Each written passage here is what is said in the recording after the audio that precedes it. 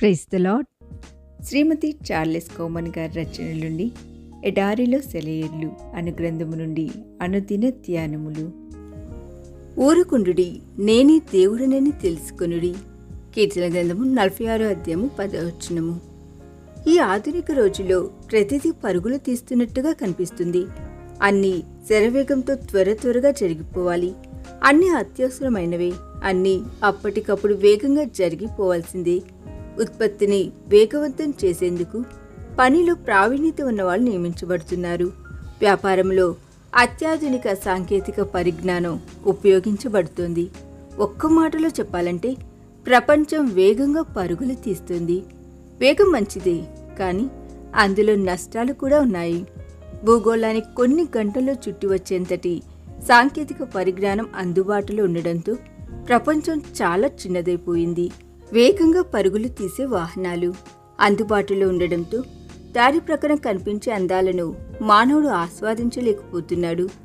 ఆధునిక జీవితం ఈనాడు ఎంత ఒత్తిడితో నిండుకొని ఉందో నువ్వెప్పుడైనా ఆలోచించావా? ప్రకృతిలోని ప్రశాంతతను మానవుడు అనుభవించలేకపోతున్నాడన్న వాస్తవాన్ని నువ్వెప్పుడైనా గుర్తించావా?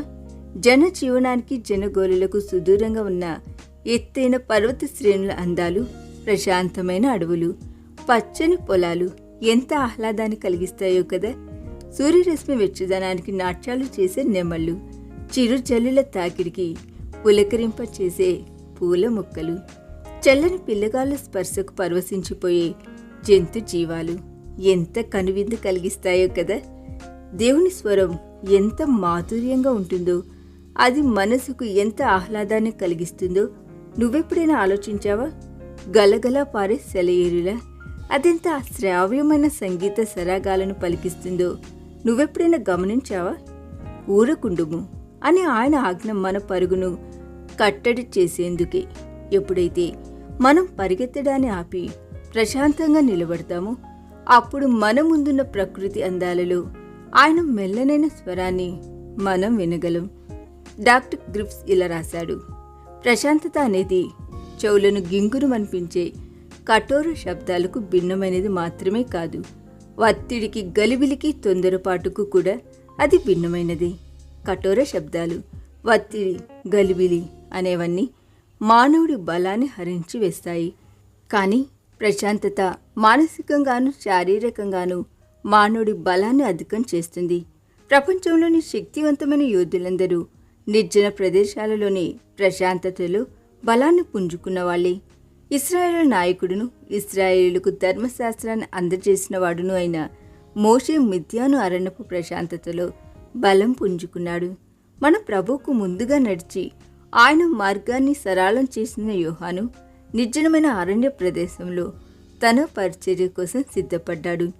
మానవాళి పాప విమోచన కోసం తన ప్రాణాన్ని బలియాగంగా అర్పించిన క్రీస్తు కూడా అరణ్య ప్రదేశపు ఏకాంతంలో సేద తీరుతూ వచ్చాడు. పరిశుద్ధ పౌలులో ప్రభు సేవ పట్ల ఆసక్తి జనించింది అరేబియా నిశ్శబ్ద ప్రదేశాల్లోనే. ప్రభు ప్రియతమ శిష్యుడైన యోహాను పరలోక దర్శనాన్ని పొందింది నిశ్శబ్దపు నిర్జన ప్రదేశంలోనే. మార్టిన్ లూథర్ మస్తిష్కంలో సంస్కరణ బీజాలు మొలకెత్తింది ప్రశాంతమైన నిశ్శబ్ద సమయాల్లోనే. అమెరికా దేశపు రూపు రేఖలని పూర్తిగా మార్చివేసేలా అబ్రహాం లింకన్ మనసులో విప్లవాత్మకమైన ఆలోచన జనించింది ప్రశాంతమైన కెంటకీ కొండల్లోనే, ఇలినాయిస్లోని సువిశాలమైన అడవుల్లోనే. ఈ గొప్ప వ్యక్తులందరూ ప్రశాంతమైన నిశ్శబ్ద ప్రదేశాలలోని ఒంటరితనంలో ప్రకృతి సౌందర్యాల మధ్యన తామేంటో తెలుసుకున్నారు. తమ్మును సృజించిన దేవుని కనుగొన్నారు. మానవాళికి మేలు కలిగించే అసమానమైన పరిచర్యలకు సిద్ధపడ్డారు. నిశ్శబ్దం మనల్ని పిలుస్తుంది. ప్రశాంతతను ప్రేమించు, మౌనం అనే కళను అభ్యసించు.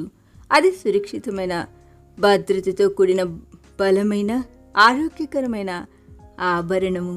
ఆ ఆభరణాన్ని ధరించి గలిబిలితోనూ ఆందోళనతోనూ నిండిన ఈ లోకపు తెగుళ్లను, వ్యాధులను, అనారోగ్యాన్ని జయించు.